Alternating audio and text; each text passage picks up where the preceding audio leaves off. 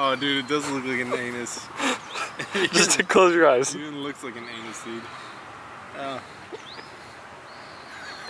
It really looks.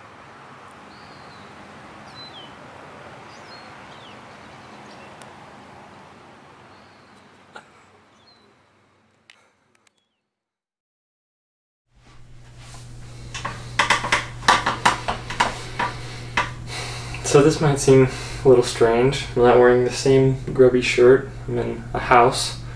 It actually happens to be my house. And that is because after transferring all the files over to my computer, my external hard drive, I went through them and found out that I had deleted one of the recap videos.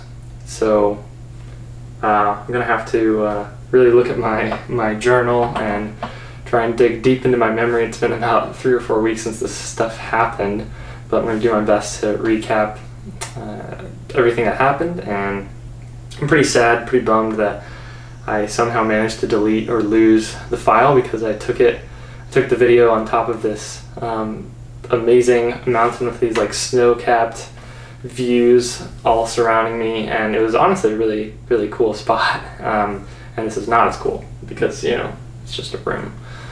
But anyways, so we came down after the Seven Lakes Basin, still one of the best hikes I've ever done in my life.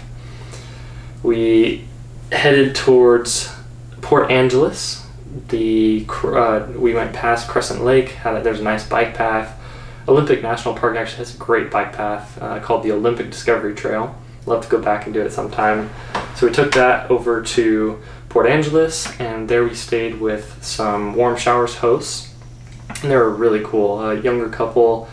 They were very like self-sustained, had their own very extensive garden. They would go out and catch fish in the morning, and they did their best to just have a minimal impact on their environment and just to grow everything themselves and just be very self-sustained. It was really cool, and it's something that I would kind of like to pursue in the future once I have the means to do so. So the next day, after we got in and stayed with him one night, decided to the next day climb Hurricane Ridge, which is a 17-mile distance, but the climb is about 5,500 feet, so a little over a mile of elevation gain over that distance. And we took off all of our bags except for a few bags to carry like cameras and food and some stuff, and really pushed ourselves to the top of that climb. And at the summit, I was really just overcome by the adrenaline and the beauty of the place, and just some emotions of that was the day before the 5-year anniversary that Josh and I had been a part of an attempted rescue. One of our friends at a summer camp that had failed, so we actually lost our friend in that accident. And just kind of the survivor's guilt and wishing that he could be here and that he could enjoy that with us, but also just being so thankful that I was alive and that I was in that moment. And I was just totally overwhelmed by all those emotions and was brought to the point of tears. So I'm like pedaling through the parking lot, finally made it to the top, and I'm just like bawling my eyes out, and there's all these tourists that are like, man, you know, was it really that difficult to climb up here? I don't know what they were thinking, but surely they didn't even know the beginning of what was going through my head. But just a beautiful climb, and the descent was incredible as well. It's always fun to come down what you've worked to ascend. And we came down, it was 4th of July. We enjoyed some local celebrations, which included a concert and a lawnmower demolition derby. That was really interesting.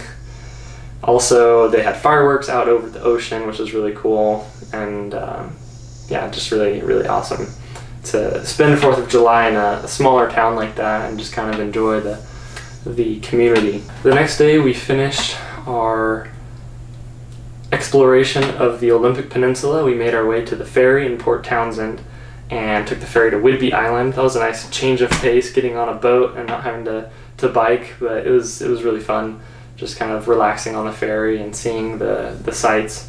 So we get to the Whidbey Island, which is kind of in the Puget Sound there, and from there started working our way north until we were at the San Juan Islands. We decided to take a couple of days to take ferries to the islands and ride our bikes around. So first we went to Orcas Island and camped the night there at a free campsite, and then we did another smaller climb, not quite as long and as much elevation as Hurricane Ridge, but it's called Mount Constitution, I believe. And that was a great climb as well, but it was a little more cloudy up top, couldn't really see that much, but I imagine it would be a great view if it wasn't so cloudy. Then we headed to San Juan Island, for which all of the island systems are named. Seems kind of the most popular, the most touristy one. We did the whole loop around the island. I think the highlight there for me and for Josh was the sculpture park. There's a park kind of at the northern end of the island, I think. And there's just all kinds of different sculptures in this park. It's free entry, no admission, and we just hung out there for a couple hours, took pictures, and looked at all the sculptures. Josh's grandfather was a somewhat famous sculptor, I believe, in Colombia, and his house is kind of turned into a museum of some of his works of art. So I think it was really, really special and exciting for him. It was just cool to kind of share that and see his reactions and how much he was enjoying the place. And it was a great way to end our time together, because after that, once we came back to Whidbey Island, we decided to go our separate ways. Josh was going to head to Seattle and find a flight or train back to California, and I was going to continue on all the way to Montana, Glacier National Park, and fly out of Kalispell in Montana. So that was our last day together, last full day together, and he took off, and it was kind of a sad moment, but we were able to look back and remember the good times, the bad times. On the way up to the San Juan Islands, I had stopped at Rosario Beach on Whidbey Island, which is actually a marine lab station for a kind of a sister university of the university I attended here in Tennessee. And it's called Walla Walla University in Washington, and they have this marine lab station, and some of my professors from my university, Southern Adventist University, were contracted to teach there. And so I showed up, and lo and behold, I knew some of the professors, and one actually invited me to stay there with them and just kind of explore. They have a really nice campus there, nice area, and also was able to share potluck on Saturday after we had church together. And that was awesome. I had 3 huge plates of food, 2 big dessert plates, and this really fueled me up, and was nice to have friends and company before taking off and being on the rest of my trip solo. So that was really a nice little stopover. And from there, I worked my way towards North Cascades National Park. That was kind of the next big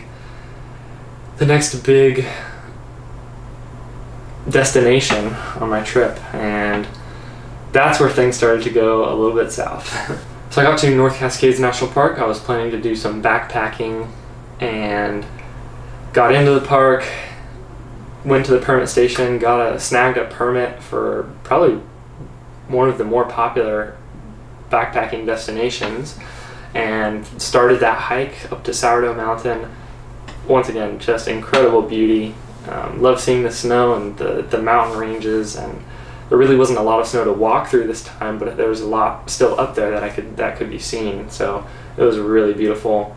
Camped right up at the top, and that's where I originally filmed this video and then deleted it, but just an amazing spot up there. Saw sunset, sunrise the next morning, and then started to head down. And I would later find out that some really terrible news as I descended and as I got back to my campsite, which will be covered in the next part. So look forward to that.